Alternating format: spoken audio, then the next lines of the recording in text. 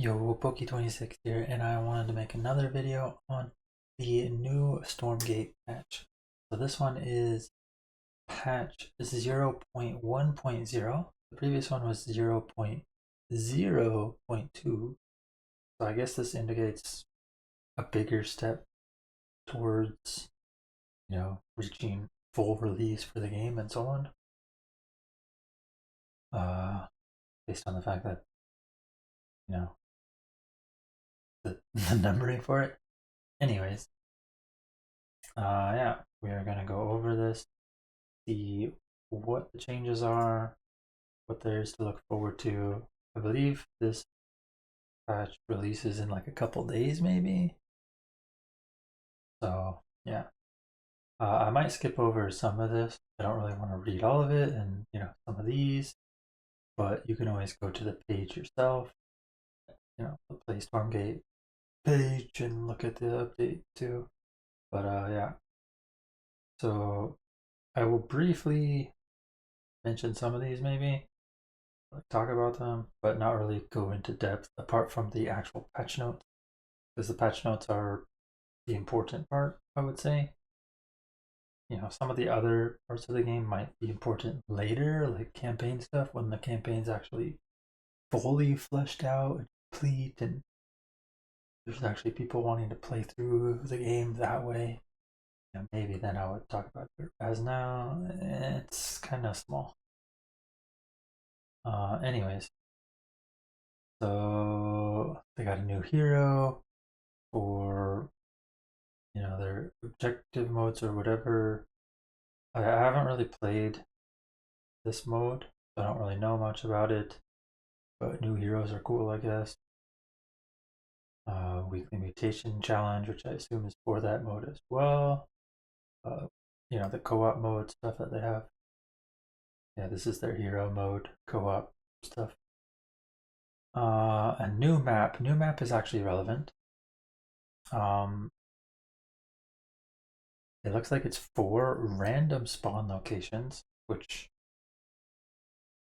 doesn't sound great, to be honest. I generally don't like maps that have multiple spawns, even more so when they're not forced cross spawn. And this map is definitely no exception, because based on the spawn, one player may have an inherent advantage, right? Like if one player spawns top right and one player spawns bottom right, I'm not exactly sure on the pathing here, but it's possible that one of them is closer to the speed camp than the other, or can take it more easily. Yeah, same with the regen camps. Maybe one is closer than the other. It's basically, it's not perfectly symmetrical for every spawn. Now, if it's actually cross spawn, it's fine, balanced. Sometimes you'll have both players cross spawn with speed camp here. Sometimes you'll have both players cross spawn with the regen camp, and then the other camp is nearby on the other side anyway. So that's fine. But the fact that you can both be on the same side spawn does make it awkward in some scenarios, and I don't really like that, but that's what they're trying. Visual and lighting update, cool. It does look more detailed, like the ground textures do look much better like this. Honestly, after you start playing multiplayer, the ground textures don't really feel like a big deal. Like, I just don't notice them. When actually watching the game, though, I'm like, yo, that doesn't look good at all. It looks so plain, bad. But when you're actually playing, you're more concerned on like your build and what you're doing, all that. So it should be cool though. But yeah. Upgraded the model on one of their main characters. I do think it looks much better now. Before it was a bit too boxy and cartoony like. The head was a bit too narrow, cone shaped, kind of almost. I don't know. It looks more natural. now. And then the shape as a whole of the character looks more normalized. I mean, it's cool to go for something different, but it looks a little too blocky over on the left, like it's unfinished kind of, right? The right side looks better, I would say, which is now the current or the change, so that's good. Customizable hotkey modifiers. I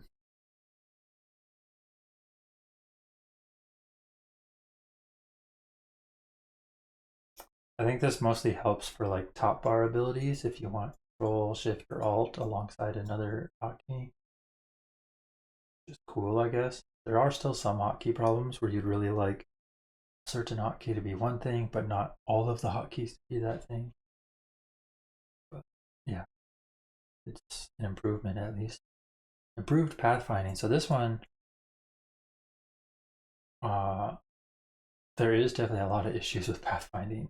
Like you can get surrounds in open area with like 3 small units, or 3 units at all in general just shouldn't happen, right? Like you should have to have a 4-point surround to actually surround a unit in between. But for some reason you can actually do 3-point surrounds, and even though there's a gap on the one side that a unit should be able to just walk out of, sometimes it doesn't let you. So there is definitely pathing problems and then pathfinding problems where units go like the wrong way, just kind of awkward movement. It does say they're gonna continue to improve it, so that's good. Replay UI improvements. I'm not sure. It says match timer, map names, map score, small things for now.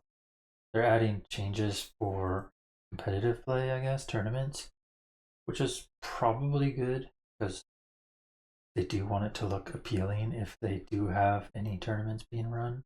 But for people that are actually looking at replays and stuff, I'm sure there's other replay features that maybe are more important. I'm not sure. I don't personally take the time to go on replays much myself, but yeah. New custom map, Spooky Boneyard. I'm not sure if this is just, yeah, so this is just a fun map, I guess. Kind of skip over it, but looks like it's some sort of zombie mode. Maybe it's interesting for co-op play or something. Co-op, new stuff done for co-op. Skip over that. Campaign. Adjustments to in-game items. Probably good. And yeah, make the inventory fill up less. Probably good. Okay. Map updates. So this is the map that was listed above. We got Isle of Dread, which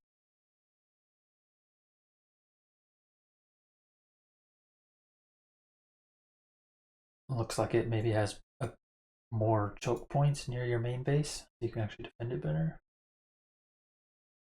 And the expansion is closer. Near the... okay. I mean, we'll have to see what the map looks like exactly to see, but it's probably good changes. The map was definitely pretty big. It's that beach map, I believe. Audio. Game volume increased. Okay.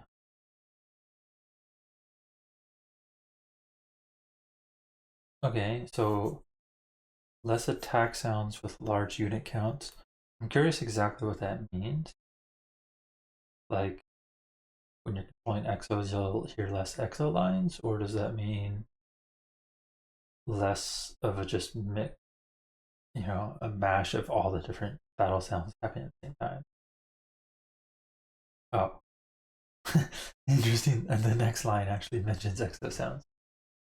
Now they're more impactful, apparently, whatever that means.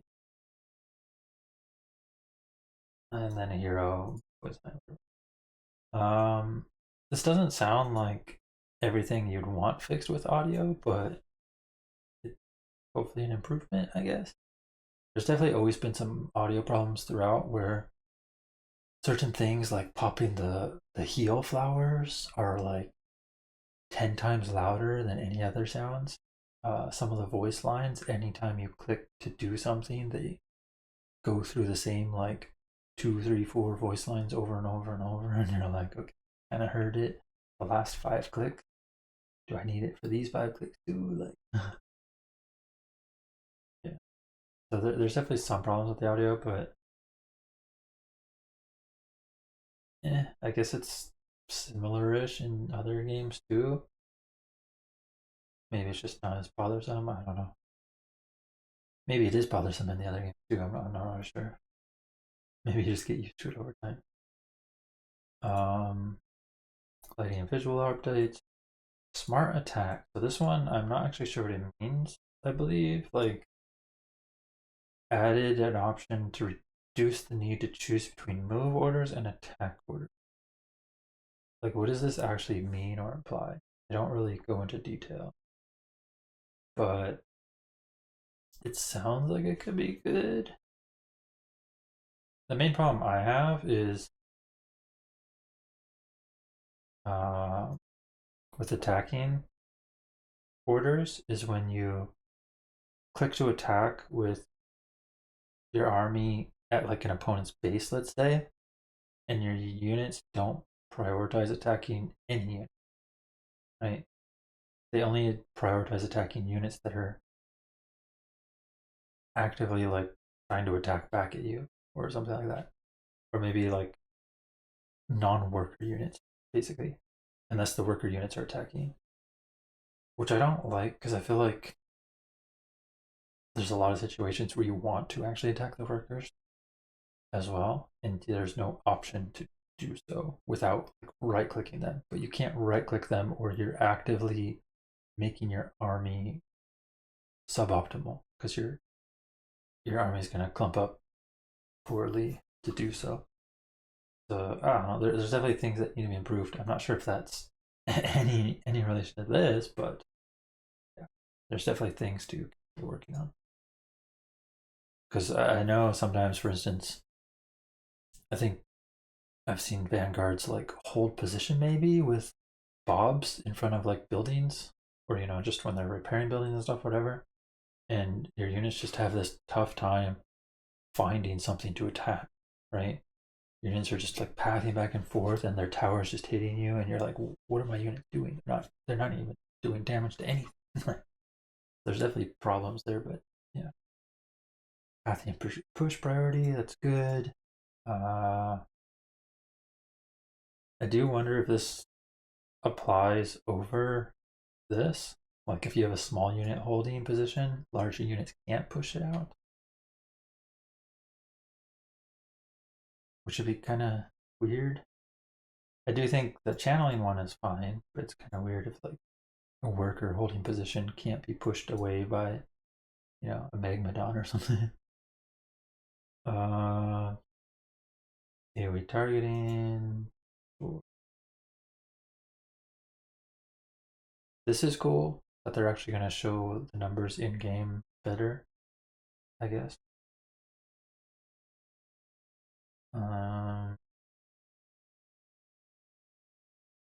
Quality of life and bug fix. Quality of life improvement and bug fixes. Okay. Oh, this is cool because before you had to like switch back every time. I mean,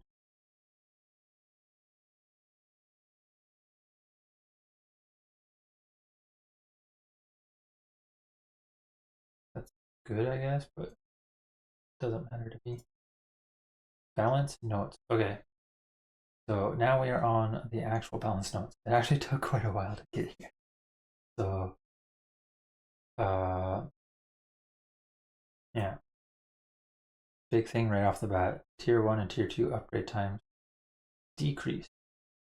Now, I personally already thought they were insanely fast. Like, teching up is a very fast process compared to what I'm used to in, like, Warcraft 3, for instance.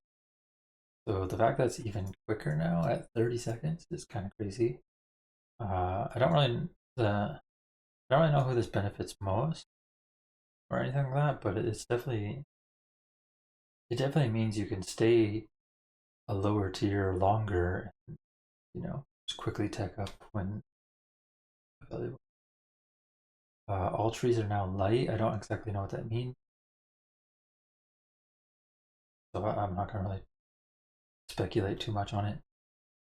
All I can think about is like the trees that you can walk between, but I don't think that's what this is. Creeps generally have more health, so they're harder to kill, and less bounty at level 1.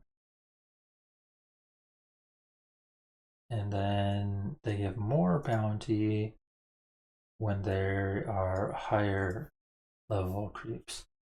Now that being said, I'm not sure if it's actually... Yeah, it should be more bounty from the current state, so that's kind of cool.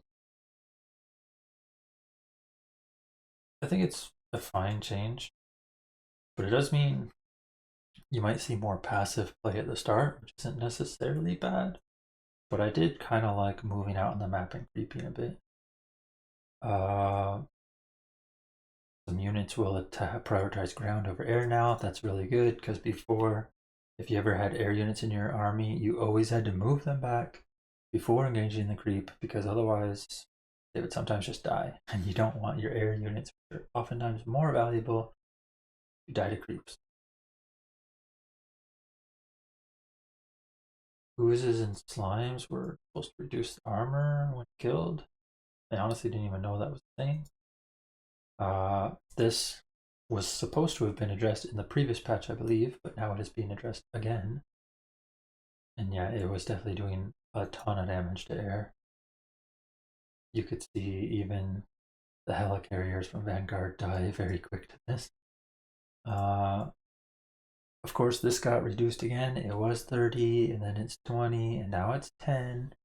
And yeah, like I've said before, I think this in general, like, it's getting to the point now where it's less game winning at times, but there is still a chance within 10 seconds where you can just win a game because of extra speed. So I still don't like the concept of the speed towers, basically, but they want it there. They want it as one of the type of objectives you could claim. So yeah. But honestly, maybe even just 5 seconds or 6, 7, 8, something like that. 10 seconds, it's definitely better now. But there are still going to be instances where speed tower gets captured. They zoom across to where you are and they capture you and mess around and you're just dead. You're like, well, guess I shouldn't have been anywhere near that speed camp without actually knowing that they were there. I think one of the problems is also simply how fast a camp can capture after it's finished creeping. Sometimes you go to creep jack there, you're like, oh, maybe I can make it there in time. And then they just finish the camp, captures in like a second and a half, like 2 seconds, whatever. And then they're zooming on you with their speed boost and you're dead. So maybe capture time should be increased. Yeah. Stealth units can no longer capture claim point or no longer claim capture points. I think that's cool. I didn't hate the concept of the celestial unit that perches on trees being able to capture points, but it was kind of lame. But it was something they had to set up, and it is a vulnerable unit, but it's probably good that this doesn't exist because they can still technically capture points with that unit. They just can't. They just can't leave it stealthed on a tree. They have to leave it flying around. It's cool.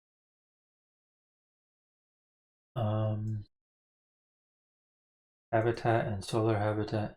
Honestly, this isn't even bad for Celestial in that sense. Because now you might not actually know that the unit is perched there, right? you go to capture it, you capture it back, and then you leave, and they remove the perching and stealth from their unit and are flying again, and they capture it back, right? That technically could be just as good or better for the Celestial in some sense. To just capture it back right after, and then your opponent's like, wait, do I have to go back again? Do I need to send something to move invis air? How do I deal with it? Does it just fly away? Does it not perch? So I don't think this is a bad change at all. I think it's pretty cool. This is cool. Although I am surprised that buildings in general have a light take at all. It feels like, I don't know, I'm used to Warcraft like fortified buildings and stuff. The fact that buildings should have a stronger armor in general. So it's weird that the lower buildings still have the light take, like lower food buildings, but I don't know, maybe it's fine. But I think this is a cool change if they are going to have that. And this is like a minor thing, doesn't mean much, but yeah. You're generally going to put the solar habitat on what building you want it to upgrade to begin with, or boost to begin with, because it's not like the upgrade takes long. It's like a, half a second upgrade. So build time for sentries, I think this is good that it's reduced. Definitely took a little bit too long, I believe. I mean, I'm not actually sure how long the build times of towers are for other races, but sentries felt like they took quite a while. Machine lab reduced ore cost, probably good. Now this change, I'm surprised I haven't seen more people talk about, because this change is crazy, right? 3 seconds on, from 20 to 17 is a huge change on build time for workers, because workers are how you snowball your economy, right? Or, once you get your economy going, you start getting more and more and more. And so being able to cut build time on mobs is crazy. Like, I already use the solar habitats to boost production speed on my command centers to build mobs faster to begin with. Because I think that's one of the best uses of solar habitats in the game, apart from hitting a quick research timing or something. Instead, it has to be mobs are the most important, I would say, because it boosts your economy. Like, the quicker you get your economy out, quicker it pays off. Then you switch the solar habitat over to your research buildings or heavy unit buildings after, whatever. But being able to just have this quicker research time to begin with is crazy.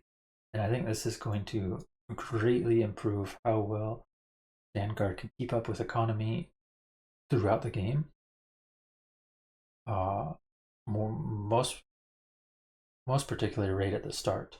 Because oftentimes Vanguard is behind in bases. But now, if their build time is quicker, they're also going to be mining, getting their mining done quicker and so on. And I think this by itself, disregarding any of the other changes, is going to be huge for Vanguard. Now we get into the real unit changes. Build time increased for scouts. Initial damage decreased. Still does the same versus light, I believe, at 8, but less versus non-light. And then the upgrade is only +8 versus light instead of +16. So there's like less reason for it. And I do think this kills Scout Dog play a lot. But maybe it'll still be used situationally. However, once you see the Lancer upgrades, you're like, wait, maybe I should just always go Lancer. Because these Lancer upgrades are crazy.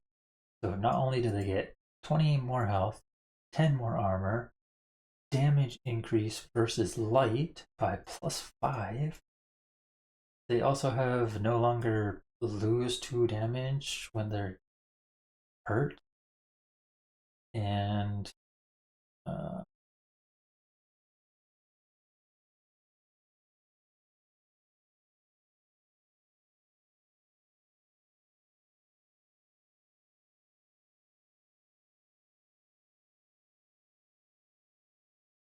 And then I guess this is like the second upgrade, maybe?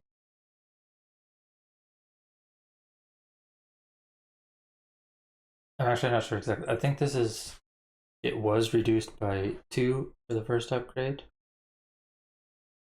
but now it's reduced by 4. Or it was reduced by 2 on the first upgrade and 4 on the second upgrade, but now it's 0 on the first upgrade and 2 on the second upgrade. Something like that. I'm not sure. Either way, Lancers are tankier and more damage versus light, which is going to make them crazy strong. And you're going to see Lancer play in Mirror and versus the other matchup for sure. They're going to be better at creeping now as well, which is definitely going to be strong. Exos are slightly weaker. I still think Exos will be used plenty because they're still going to be strong. So maybe this is a fine change in that sense.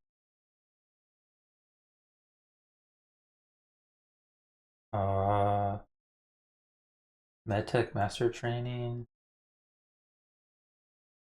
now only requires tier 2. Is that what it's saying instead of tier 3? Kind of interesting, but yeah, I don't think system shock mattered that much. It was hard to find the right situation to use it. Maybe it can be pretty good. Impact thruster is removed.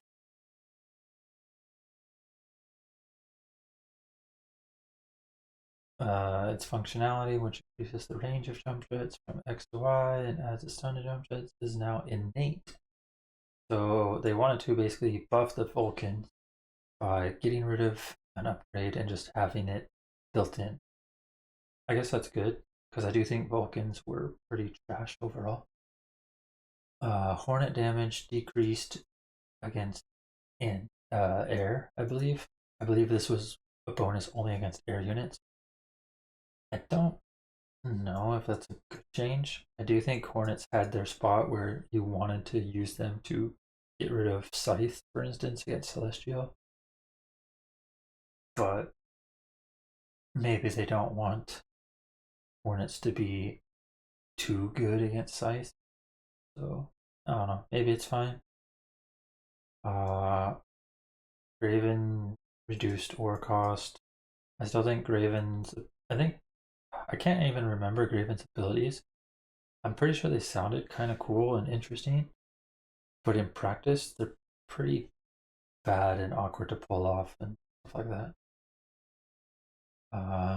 Helicarrier range reduced. Okay. This could actually be a big deal. Because you used to be able to shoot them pretty far out, and now you might have to actually fly in a lot closer. Infernals. So I am mostly an Infernals player, I would say, even though I have the most games with Vanguard currently. I have played all 3 races to a decent degree. Nightfall Infestation slows enemies down by 50% for 3 seconds. Pretty cool. Now there is definitely more reason to actually use this. Before it was just like, is this even worth using energy on? Like, it's helpful, but like, how helpful? But now with these buffs, you're like, yo, I definitely want to use this. And now I have to find a way to have enough energy where I can afford to use it after I've used, like, purchased a dragon for 150 energy or used the little totems to spread shroud and so on. Or the infest, the second ability on the top bar, the infest thing. Shadowcleft, I believe, is the air research building, maybe? I don't think it's the air building itself. It's the air research building, kind of like Machine Lab in a sense, except for, yeah. So I think that's good, I guess. And they removed an upgrade from Brutes, and instead it now has this sort of upgrade built in, I believe. I don't know if this is exact same buff or not, but it's essentially built in. I don't know if it's a reduced one, but And now the next upgrade, the second upgrade, can be researched sooner, but it has twice the research time. So 120 seconds. 120 seconds is quite a long time for research. So you definitely want to get this done before tier 2 so you can get the Magmadon research if you're going Magmadons. Or maybe, or actually, is it before tier 2? Is it a tier 1 upgrade? I'm not even sure. Either way, you definitely have to find the right time to do this where it doesn't interrupt something like Magmadon, which is what I'm trying to say.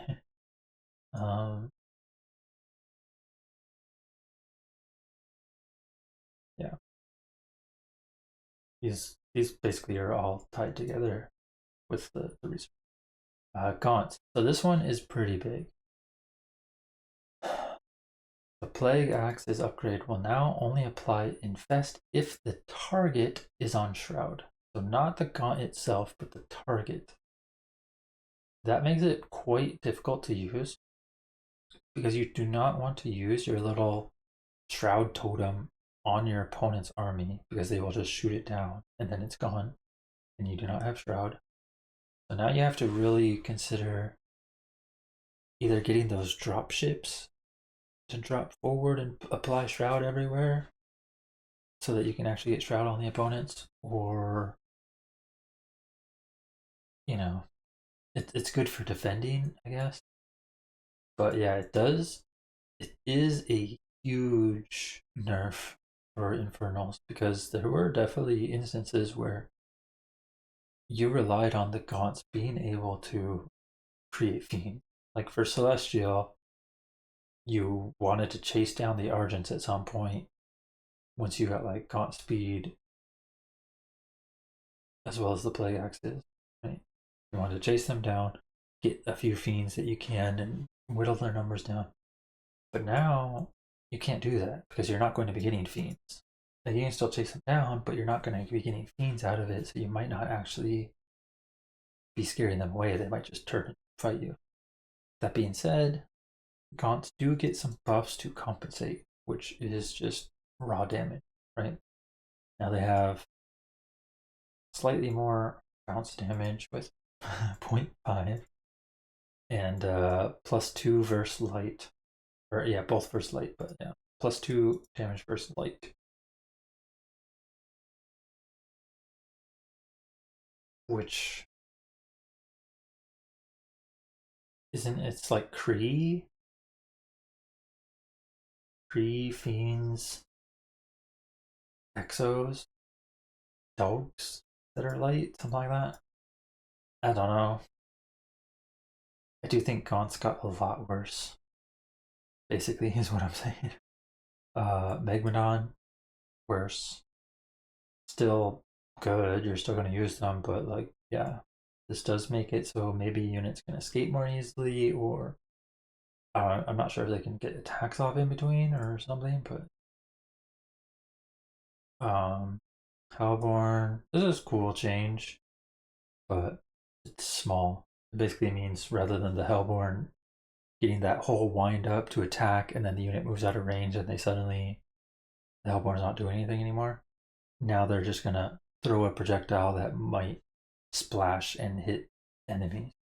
Whereas before they would just do nothing because the units got out of range, right? Something like that, I think is what it's implying.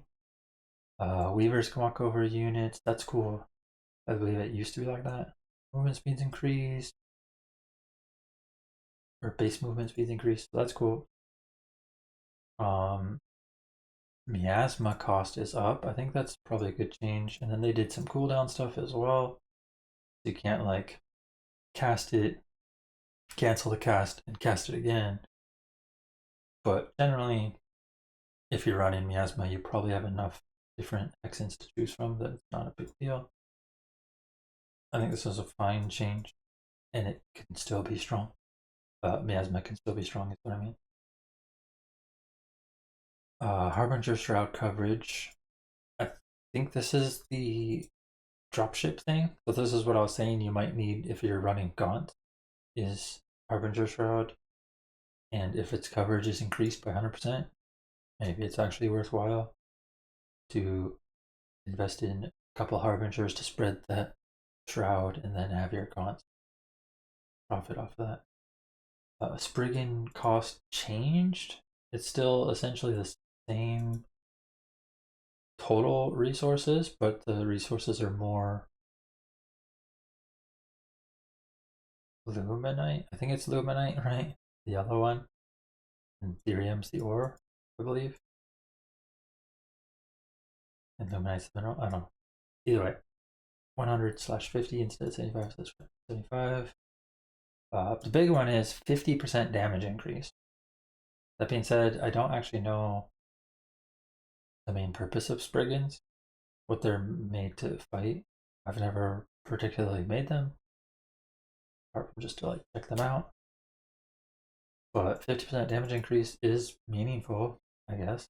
So maybe it'll see play or something. But mass air in general is generally not the best in this game, I would say. So it's hard to find the right use for them. Usually you try to get something out of them and then move on from them. And now Celestial Sovereign's Watch. It was apparently losing some damage when it was switching targets, but now it should be better. And then the beams will now prioritize non-creeps over creeps. This is a huge change. So I do wonder if this will actually switch to a non-creep unit after it has already started attacking a creep unit, though. Or if it's just like after the creep dies, if there's another creep and a non-creep in range, it'll always choose the non-creep. If it's the second thing I just said, it's small, I guess. You can definitely play around it. If it's the first one, you definitely have to be really careful of running into range of this and having the aggro switch to your unit and having your unit potentially die. But I think it's a good change, regardless of which one or which version it is or how it works. Purify now only dispels debuffs on friendlies and buffs on enemies. I think it was dispelling debuffs and buffs on both, maybe? Or debuffs and buffs on yours and buffs on enemies? I'm not sure. Either way, now it's supposedly better, I would guess. This issue right here is huge. This is one of the issues that always triggered me when I was playing Celestial, is I would rally my Morph Core somewhere, and they would just fly somewhere else or fly nowhere. They would just stay in place. And I was like, where is it? How do I find it? Where do I locate this Morph Core when I go back to, use it? So, great change. Hopefully it worked properly. This change is also huge. So, I was already thinking previously when arc ships got changed slightly in the previous patch that maybe you'd actually want to add an arc ship simply because you don't need the power bank power supply thing. Cost wise it's not that much more expensive, and it allows you to produce prisms from 2 arc ships. There's a lot of benefit to it. But now they're making it even cheaper. It's like, oh, maybe I really should be investing in this because arc ships do provide power. So there's not actually there's a big initial investment. You do have to have 250 saved up to do it, but cost wise, it's not. I don't think it's that much worse now than the power bank power supplies for energy. I already thought it was somewhat worth it this, so now it's like, yo, definitely want to get an extra arc ship in there at some point to potentially have prisms or morph cores from 2 different buildings at the same time, right? This change I think is cool, but very meaningless in general. Supply cost generally doesn't come into play for Celestial to begin with because they're more concerned about energy cost rather than supply. Because, like I said, generally you're not reaching 300 supply in competitive games. This, I don't know if this was needed, but they essentially made it stronger. It is cool that it's better this way because it is like their ultimate top bar ability type thing. So it's cool that they're buffing it a bit. But I think it was probably already strong. It just wasn't used because Celestials generally didn't play that late into the game in a lot of situations, I would say. Because you saw a lot more like Argent all in pre run bys that just ended the game. Different building requirements, cost decrease. I think this is the same as Machine Lab and the Infernals one that we mentioned. So cool change, I guess. Argent. So Argents get changed here. Less health, but more move speed. Less base regen, but more out of combat regen. And then the upgrade is instead of move speed, it is max energy. But the max energy is decreased, so it's just like getting that max energy back type of thing. I think this is a cool change overall. They also get 1 extra range on their tier 3 upgrade. I think this is a cool change overall, because I did think that Argents were a little too tanky. And now that they have less energy before the upgrade, maybe they will creep slightly less efficiently as well. Have to refill on energy, etc. The out of combat region is pretty good though. But they have to, like I said, they have to actually be out of combat to benefit from that. And I'm not sure when this applies. Like, is it 4 seconds out of combat or 10 seconds out of combat? I don't know what the time is on this, but I do think the changes overall are good here. They definitely were a bit too tanky, I would say, for a ranged unit. Like, if you look at them compared to Kree, they were actually more tanky than the melee rolling Kree, which is kind of weird. Anyways, now we see the Kree. I do think, as a unit, this is a good change to have Kree have more health and their base damage also higher. But I think the problem with Kree is not this. It's that the fact that, or I think it's fine to have the damage. Actually, how to put this? Let me rephrase it. I think it's good that the health is increased. I think the damage decrease is negligible. Like, I think it could have stayed the same. What they needed to do was remove or change the AoE damage, because that's the real problem, is the fact that a few Kree can run in, do like a worker line, and the AoE just obliterates the whole worker line. I don't know, maybe that's what they want. They want units that can run by like that and actually AoE stuff down and get something done. But yeah, as a combat unit, I think this is cool. But I still think the AoE is the problematic part, and having more health combined with that AoE probably makes Kree overall stronger, and I'm not sure if that's a good thing. They definitely can feel weak sometimes in big fights, I would say, which is probably why they wanted to do this. But there are certain units that the AoE just obliterates right through, and you're like, well, now what? You know? That being said, you know, those units were generally like dogs and stuff. Dogs are not going to see as much play. So I don't know if it's fine. Hard to tell. Kree will definitely see a lot more play now, though, rather than Argents, I would say. But both are still going to be strong. Kree might just be a little too strong now. We'll see how exactly it works out. The base damage is lower, so I think it's going to make Kree a lot more roll in, do the AoE damage, and then run away and roll in again, and just do AoE damage again, which they can do more easily because they have 40 extra health to work with. So I don't know. I'm not sure if I like the changes overall because the AoE thing exists. Debilitate duration decreased. Okay. Debilitate debuff decreased. I kind of liked the purpose of this. I liked mixing in a few cabals to deal with things like hedgehogs rolling away. but now it's like less duration and less move speed debuff, and you're just like, now I'm looking at it, I'm like, do I really care about these Cabals?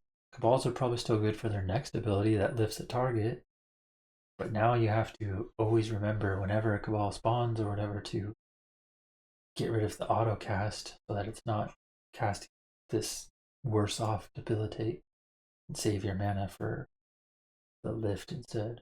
I don't know. Sounds annoying.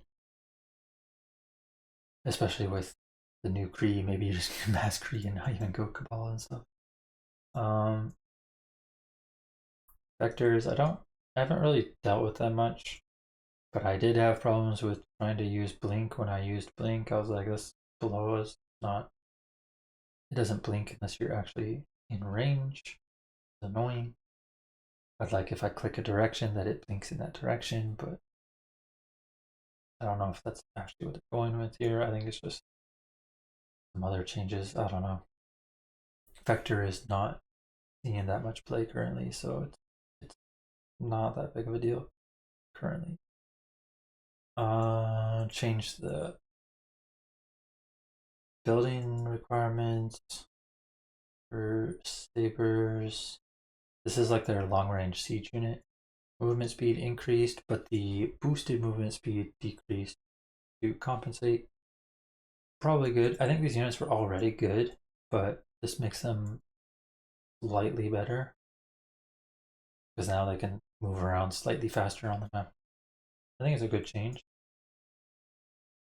Dark Prophecy got the same treatment as Miasma for cooldown, but it's still just as strong as always. So you will definitely still see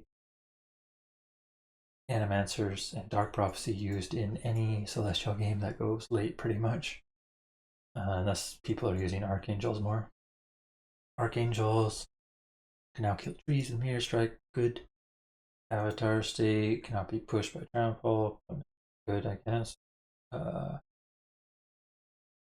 Shockwave speed increased. Avatar State ending now keeps the HP properly. That's definitely a huge change. Yeah. Archangels maybe see more play. I don't know. It's hard to always afford them, but they are insanely strong. And then there's the balanced commentary if you want to read through that yourself about why they made certain changes. You know, kind of like how I'm voicing my opinion here, except it's them voicing their opinion. Anyways, good changes overall, I would say. As an Infernals player, I would say Infernal definitely a bit weaker. Celestial maybe the same, and Vanguard buff, something like that. Maybe that's what it should be. I'm not sure. But Vanguard definitely looks pretty appealing now with quicker Bob build time, stronger Lancers. So you got like a much stronger early game in general with both of those. You know, faster economy, Lancers to get some advantage, whatever, defend, maybe even just attack. Especially with Gaunts being weaker in general. You might just see Lancer pushes versus Infernals. I don't know. They definitely seem much better. So, yeah, if you're a Vanguard player, you're sitting pretty happy. If you're Celestial, you're like probably just like whatever, fine. If you're an Infernals player, maybe you're also just like whatever, this is fine. But I do think Infernals. I think Infernals basically got buffs for things that they weren't using much. So maybe those see more play and Infernals find different ways to play. But the standard play with like Brute gone into like Magmadon and maybe some Hellborns, like or Miasma against Vanguard, like all of those styles of play are like slightly weaker now.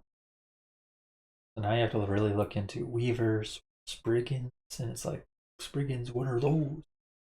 Weavers are like they were kind of clunky, but now maybe they're a bit better. They can walk over units and they have better move speed, I believe, right? maybe we receive more play and that fixes some things that Infernals were wanting. I don't know. We'll see. Either way, overall, I think it'll be good for the game simply because you get rid of the dog meta, and that meta was horrible. The only matchups I liked in the game were Infernals versus anything, and then Vanguard versus Infernals. The rest of the matchups I did not like. So now with dogs gone, at least some of those are a bit better. So yeah. Hopefully anyone still playing this game is enjoying it. I do think this game can be pretty good moving forward, but we'll see what sort of improvements keep coming from the game and where it goes from here. Yeah, have fun out there with Stormgate if you are playing